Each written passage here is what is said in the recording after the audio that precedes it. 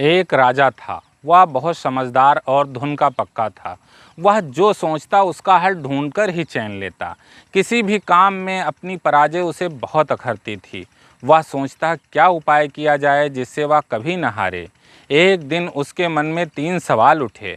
पहला सवाल था किसी कार्य को करने का सही समय कौन सा होता है। दूसरा सवाल था किसकी बात सुननी चाहिए और किसे टालना चाहिए।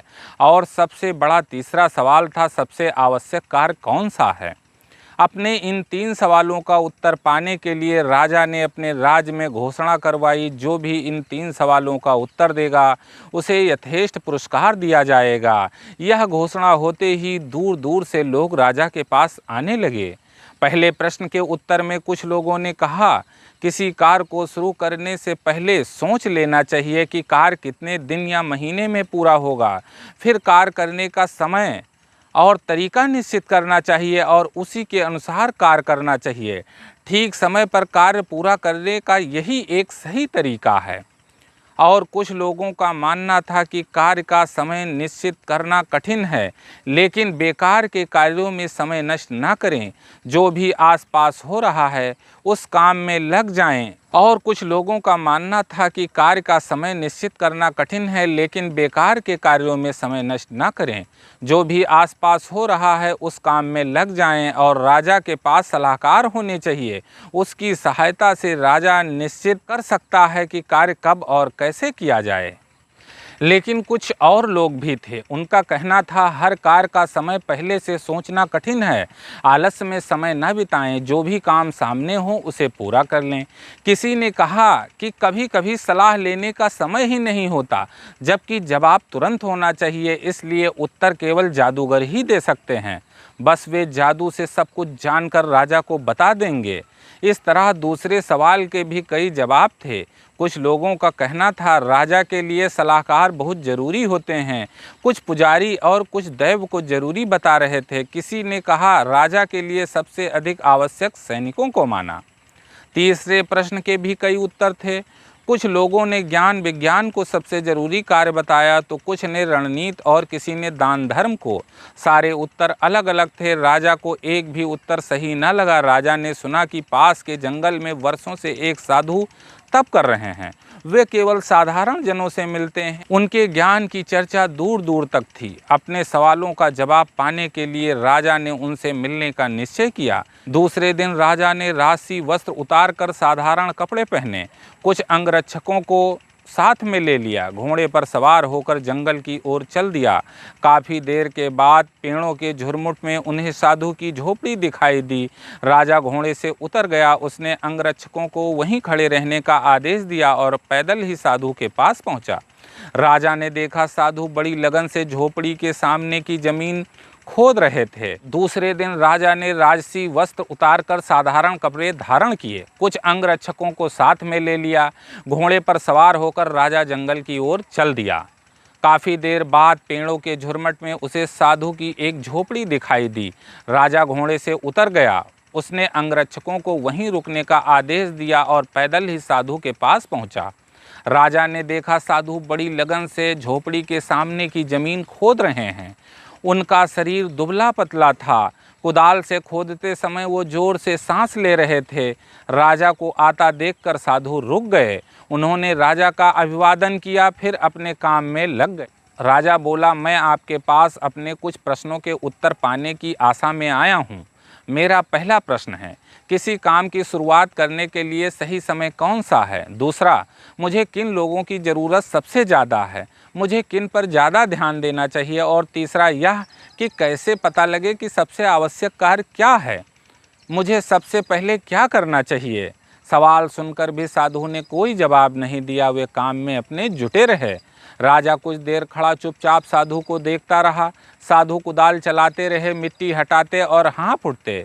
यह देखकर राजा का मन पसीज उठा। वह बोला, आप कुदाल मुझे दीजिए और कुछ देर मैं खोदूं। साधु ने चुपचाप कुदाल उसे थमा दी। खुद जमीन पर एक तरफ बैठ गए। 1 घंटा बीत गया, दूसरा घंटा बीत गया और राजा खोदता रहा।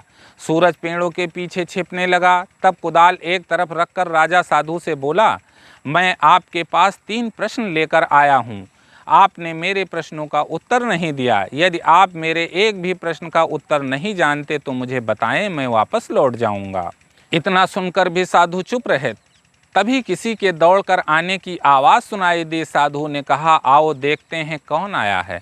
राजा ने मुड़कर देखा, एक आदमी दौड़ता वहीं आ रहा था और वह दर्द से कराह रहा था। उसके पेट से खून बहकर पैरों में गिर रहा था। राजा के पास आकर वह कुछ बुदबुदाया और बेहोश हो गया। बड़ा घाव हो गया था। राजा और साधु ने मिलकर उसे भूमि पर लिटाया। राजा ने उसका घाव धोकर पट्टी बांध दी। वह पट्टी खून से भीग गई। राजा ने फिर से खून साफ किया और दूसरी पट्टी बांध दी। 2-3 बार पट्टियां बदली, तब जाकर कहीं खून बहना बंद हुआ। उस आदमी की चेतना लौटी तो राजा ने ताज़ा पानी लाकर उस व्यक्ति को दिया। संध्या हो गई थी, हवा भी ठंडी हो चली थी। बाहर लेटा हुआ आदमी ठंड से कांप उठा। राजा और साधु ने मिलकर उसे झोपड़ी के भीतर बुलाया। वह आंखें बंद किए हुए चुपचाप बिस्तर पर लेटा रहा। यह सब करते करते राजा बहुत थक गया। देहरी पर बैठते हुए गहरी नींद में सो गया। दूसरे दिन सुबह उसकी आंख खुली। पहले तो उसे समझ में नहीं आया कि वह कहाँ है। सामने लेटा हुआ बीमार व्यक्ति कौन है। वह उसे एकटक देखता रहा। धीमी आवाज में उस आदमी ने राजा से कहा, मुझे माफ़ कर दीजिए। राजा पहले तो अचकचाया, फिर बोला, मैं तुम्हें नहीं जानता, तुम मुझसे माफ़ी क्यों मांग रहे हो? आप मुझे नहीं जानते, मैं आपको जानता हूँ। मैं आपका शत्रु हूँ। आपने मेरे भाई को फांसी की सज़ा सुनाई थी, उसकी संपत्ति जब्त कर ली थी। मैंने तभी आपसे प्रतिशोध लेने की कसम खाई थी। मुझे मालूम हुआ आप साधु के पास अकेले आए हैं। मैंने सोचा जब आप वापस लौटेंगे तब मैं आपकी हत्या कर दूंगा, लेकिन पूरा दिन बीतने पर भी आप वापस नहीं लौटे। जब मैं आपको खोजता हुआ इस तरफ आ रहा था तो आपके अंगरक्षकों ने मुझे पहचान लिया। उन्होंने मुझे मारने की कोशिश की और मैं बच गया। अगर आपने मेरी मरहम पट्टी न की होती तो मैं मर ही गया होता।